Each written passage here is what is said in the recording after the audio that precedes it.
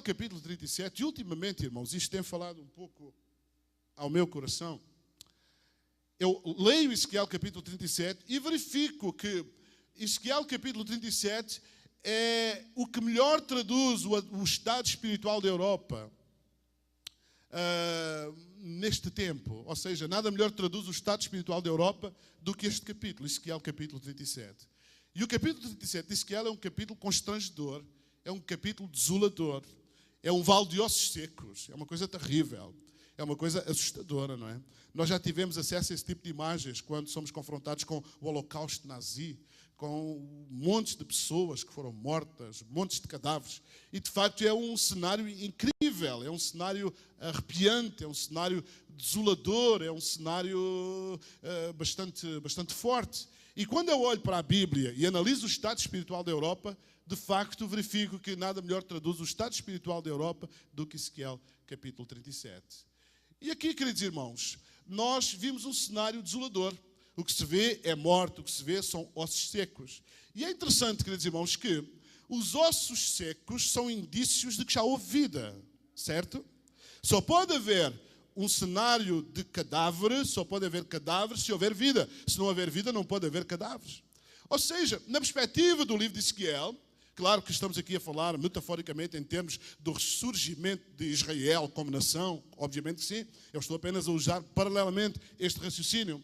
Não há dúvida nenhuma que quando Ezequiel viu aquele vale de ossos secos, espiritualmente estava a olhar para Israel. E Israel, naquela altura, profeticamente, iria se tornar num vale de ossos secos. Significa que tinha sido uma nação próspera. Significa que tinha sido uma nação onde o mover de Deus acontecia. Significa que tinha sido uma nação que era uma referência. Significa que era uma referência espiritual do mover de Deus, da ação de Deus. Eram líderes em todas as nações como se devia adorar a Deus. Mas a apostasia, a frieza espiritual fazia com que Israel se tornasse um vale de ossos secos. E de facto, irmãos, a Europa é isto mesmo.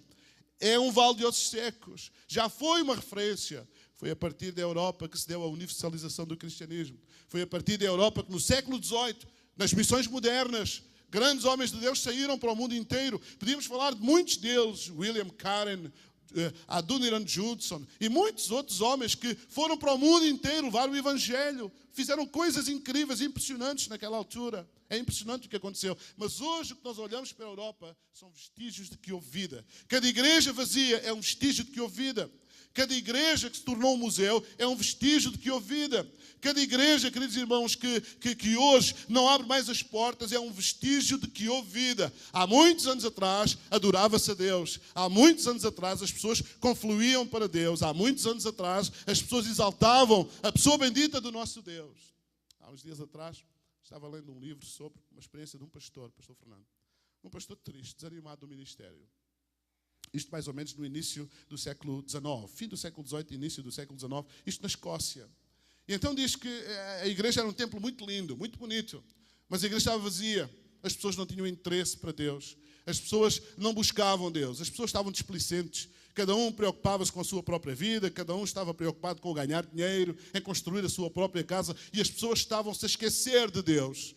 E todos os dias aquele homem ia para a igreja, clamava a Deus. E os irmãos sabem que quando a igreja não vai de acordo com aquilo que nós esperamos, normalmente o pastor começa-se a culpar, normalmente o pastor começa a analisar, será que é por minha causa? Será que sou eu? Será que as coisas não acontecem por minha causa? Normalmente é o síndrome do pastor, esta atitude. Nós nos culpamos logo a nós mesmos. Sabe uma coisa? Um dia ele estava a dormir, por volta das 2, 3 da manhã, e alguém passou lá em casa a correr e bateu à porta e disse: pastor, por favor, venha a correr para a igreja, porque a igreja incendiou-se. A igreja pegou fogo, como os irmãos brasileiros dizem. A igreja está a arder, pastor, por favor, vá lá que a igreja está a arder. Um lindo templo histórico, bonito, ficava no centro da cidade. Centenas de pessoas passavam todos os dias por ali, não reparavam na igreja. Centenas de pessoas passavam por ali e ignoravam a igreja. Mas aquele incêndio fez com que milhares de pessoas da cidade saíssem das suas casas àquela hora da manhã e fossem assistir àquela igreja a arder. O pastor saiu de sua casa, quando chegou estavam milhares de pessoas a assistir a uma igreja bonita como aquelas, que era uma referência em termos de arquitetura na cidade, estar a arder. Enquanto o pastor estava sem reação, enquanto o pastor estava sem atitude, enquanto milhares de pensamentos passavam pela cabeça dele, enquanto as emoções catapultavam a cada fração de segundo, de repente Deus falou com aquele pastor e disse: olha à tua volta, olha à tua volta. Olha à tua volta. E ele olhou à volta dele. Quantas pessoas tu estás a ver aqui? E ele disse: Deus, como é que eu posso contar as pessoas que estão aqui? Estão aqui milhares de pessoas a assistir a este cenário desolador. Milhares de pessoas. Mas espera, o que é que atraiu as pessoas aqui? O que é que foi que as atraiu? E ele de repente pensou: bom, o que as atraiu foi fogo. Então ele disse: constrói outra igreja. Mas não te esqueças que aquilo que atrai as pessoas à igreja é o fogo. O fogo, não este fogo, mas o fogo do Espírito. E essa igreja tornou-se uma das maiores igrejas na Escócia, mais avivalistas, mas hoje também é uma igreja que está exatamente na mesma situação que eu acabei de escrever. São claramente vestígios de que houve vida. A morte é uma confirmação de que houve vida. Mas, queridos irmãos, em Ezequiel, no capítulo 37, nós encontramos uma grande pergunta. E eu queria convergir rapidamente para o final desta minha apresentação. Uma grande pergunta. E a grande pergunta que aparece ali, queridos irmãos, é esta: poderão estes ossos viver? Será que um vale de ossos secos poderá de repente começar a ganhar nervos? Poderá de repente começar os ossos a se ligar uns aos outros? Será que pode haver vida? Será que pode haver esperança?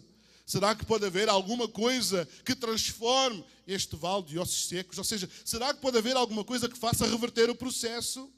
Porque o processo de convergência para a morte é um processo natural. Mas o processo contrário não é natural, é um processo antinatural. Mas não significa que ele não aconteça, porque Deus tem todo o poder no céu e na terra para fazer reverter todos os processos, ainda que eles sejam antinaturais. Mas, queridos irmãos, a igreja nunca foi chamada para viver na perspectiva do que é natural. A igreja tem que se afirmar para pensar em tudo aquilo que Deus quer fazer que seja um processo antinatural. Poderão estes ossos viver? Poderão este vale de ossos secos se tornar em pessoas, povos, nações? Poderá a Europa despertar para Deus, queridos irmãos? Poderá a Europa voltar a ser um continente em chamas? Poderão estes ossos reviver?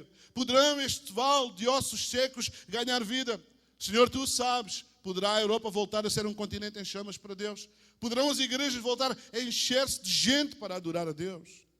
Pastor Fernando sabe da experiência que nós passamos há cerca de 6 meses atrás, talvez nem tanto.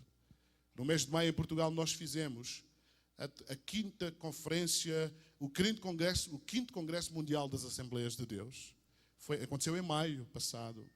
Nós alugamos em Portugal um pavilhão que leva cerca de 14 mil pessoas.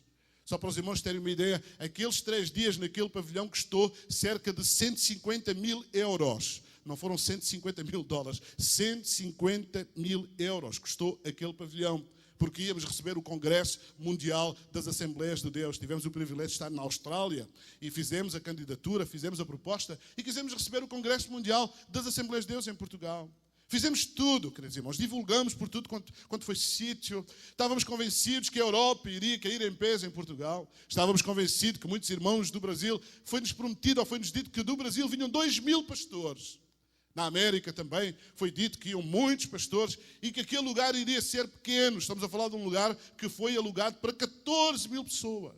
Irmãos, pusemos som da primeira linha, só em som para aquele espaço nós gastámos 130 mil euros, som de primeira. Alugámos uma série de salas para ter workshops, para ter seminários. Foi fantástico, tremendo. O Ren Canoli esteve connosco, era uma referência em Portugal e os portugueses gostariam de o ter lá. Os irmãos sabem quantas pessoas nós tivemos naqueles 4 dias?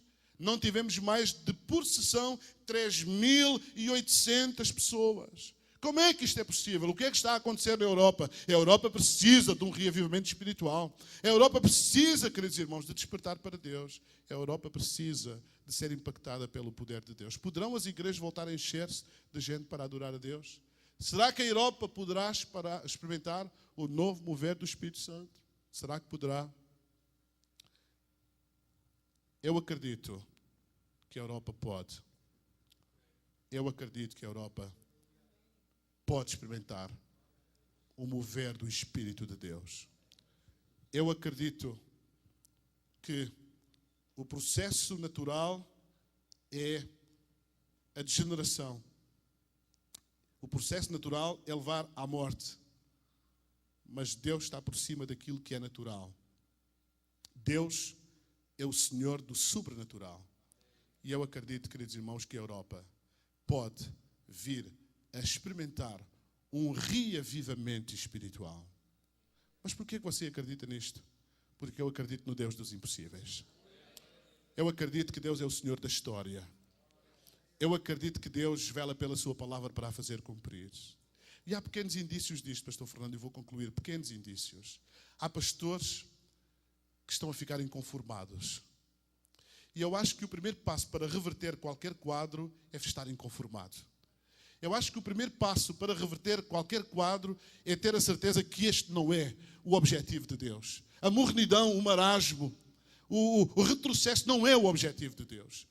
Quando nós nos reuníamos, irmãos, antigamente, com os pastores, falávamos de tudo, menos da obra de Deus. Hoje não, hoje nos reunimos e falamos naturalmente, sem uma ordem de trabalhos. Falamos naturalmente. De facto, a igreja precisa de alguma coisa. Eu não estou contente.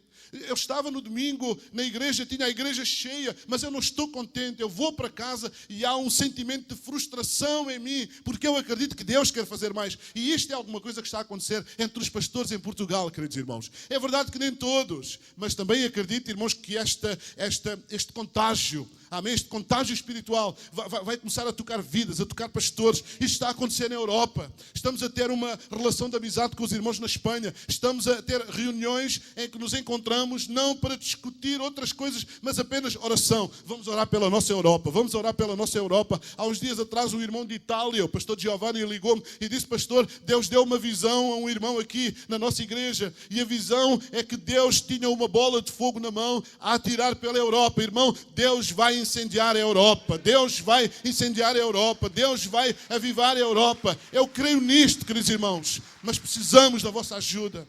Precisamos das vossas orações. Precisamos que os irmãos deem as mãos conosco.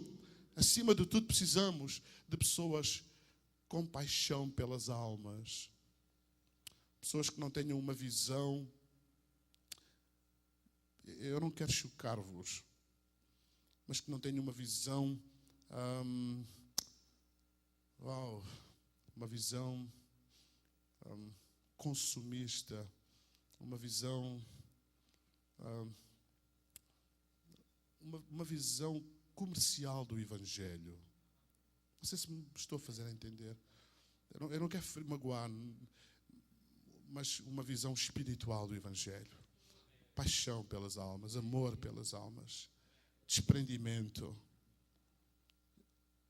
Que surgir daquele grito do interior do coração: Senhor, eis-me aqui, envia-me a mim. Envia-me a mim, Senhor. Envia, eu quero ir. Eu quero ir. Eu quero ir. Eu quero ir fazer a tua obra.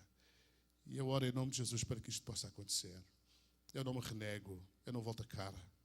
Eu não baixo, não deito a toalha ao chão. Quando eu estava na tropa, eu fazia aquela luta, aquelas coisas lá das operações especiais. E quando percebíamos que o adversário estava quase para nos vencer, deitávamos a toalha ao chão. Eu não vou deitar a toalha ao chão. Eu acredito que Deus está no controle de todas as coisas. E o nome dele vai ser glorificado. O nome dele vai ser engrandecido. Os irmãos querem ficar de pé comigo para fazermos uma oração pela Europa. Depois vou passar o microfone ao pastor Fernando. Levanta assim as suas duas mãos comigo. E num clamor do Espírito,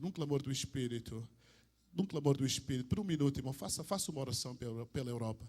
Peça a Deus que nesta noite possa derramar, nesta manhã, possa derramar a sua graça e o seu poder sobre a Europa. Aleluia.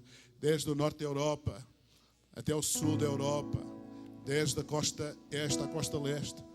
Nós acreditamos no mover do Espírito. Acreditamos que o Espírito Santo vai soprar sobre a Europa. Acreditamos que aquelas igrejas vão voltar a estar cheias. Acreditamos que aquele vale de ossos secos vai ser revertido.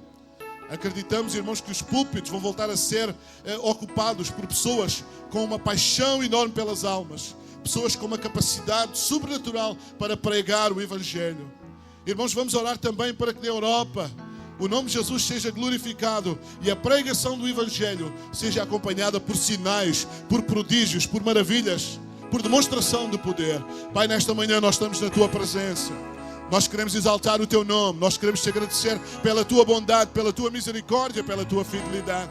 Eu quero te agradecer, Senhor, pela oportunidade que nos deste. Estamos aqui e falarmos da Europa, principalmente, Senhor, de Portugal e de todos os países. Pai, eu oro em nome de Jesus, para que o nome de Jesus seja glorificado, o nome de Jesus seja engrandecido.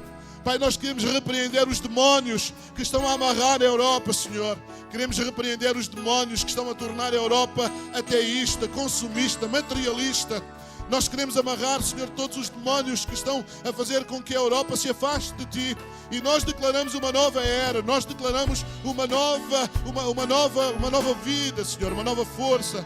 Nós declaramos um virar de página para a história da Europa. Pai, no nome de Jesus, nós te agradecemos por aquilo que Tu vais fazer, para a Tua glória, em nome de Jesus, em nome de Jesus.